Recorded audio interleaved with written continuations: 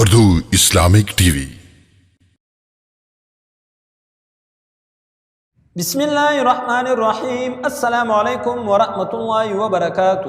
Urdu Islamic T V پر آپ حضرات کو خوش آمدید کہتے ہیں۔ میں ایک دفعہ پھر آپ کی خدمت میں حاضر ہوا ہوں ایک نئی ویڈیو کے ساتھ۔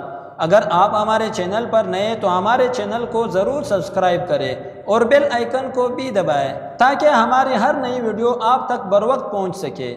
آج کا ہمارا ٹاپک ہے الکوہل والا پرفیوم لگانا۔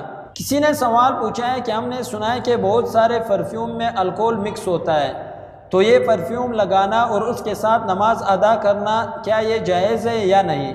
آج کل پرفیوم میں بھی جو الکوہل مکس ہو رہا ہے وہ کھجور اور انگور سے نہیں بنا ہوتا، تو اس لیے آپ پرفیوم لگا سکتے ہیں اور جس کپڑوں پر آپ نے پرفیوم لگایا اس کے ساتھ نماز ادا کر سکتے ہیں، بالکل اس کے ساتھ نماز پڑھنا جائز ہے۔